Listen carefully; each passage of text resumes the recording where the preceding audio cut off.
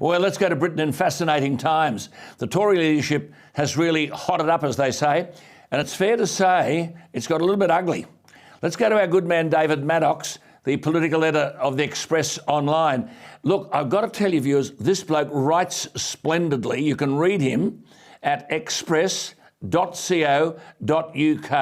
and I don't care if I embarrass him, but I've got to say again to you, you are getting this from the horse's mouth. I don't know of anyone with better contacts within the British Conservative Party than this man. So he's with us. David, thank you for your time. You've provided some interesting insights here. Penny Mordaunt, whom many thought would fight out the leadership with Rishi Sunak and was pipped at the post by Liz Truss, the Foreign Secretary.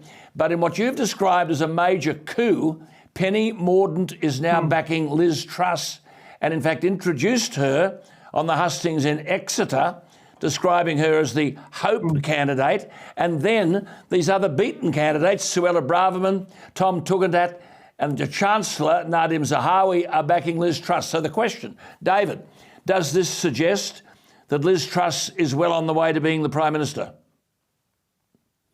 I think it does, actually. There's nothing like being perceived as the expected winner for people to pile in behind you, which I think is the main explanation for Penny Mordaunt to back Liz Truss, because those two were at each other's throats for a good couple of weeks. In fact, there was a really nasty briefing war against Penny in particular.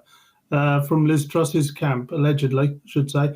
But it was, you know, so the fact that there's some sort of rapprochement there suggests that Penny thinks that's the quickest way to get a big job in the next government. That's absolutely right. I assume some sort of deal's been done in that. I was just about to say that. When you see that person as being the likely winner, get on side so that you can get a Guernsey. Yeah. But you have quoted a Redfield and Wilton poll where Liz Truss is the first Conservative politician since March who would, according to the poll, beat the Labor leader Sir Keir Starmer. Now, polling papers have gone out, haven't they, David? And as we've said often, the result will be known by September 5. But what about this mob, Techni UK? Now, they're a nationally and internationally recognised high-quality opinion polling outfit.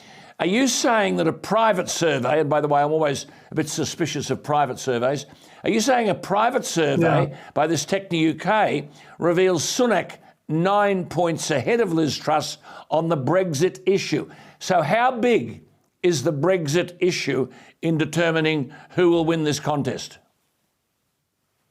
Well, that's an interesting one, because the Brexit issue was enormously important for the MPs when they were deciding the final two, and the fact that Liz Truss is a Brexit convert and has really gone from this kind of ultra Remainer position back in 2016 to being what some people describe as a Brexit superwoman in the last couple of years, has really kind of galvanised a lot of support, especially on the right of the party.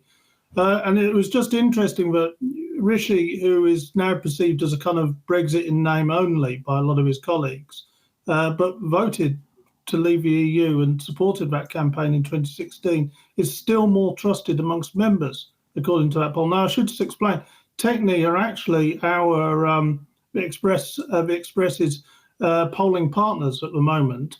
We do weekly surveys with them, and this was this leak. It wasn't to us; it was actually to the Times. Was the work they do to kind of to help form a basis of their own decision making and on the surveys they're doing, to have the kind of foundational work. And it involved 800 members. Now, whether that's actually representative of the members or not is another question. But it still put Liz Truss ahead in virtually every other category, including who they'd rather have as Prime Minister.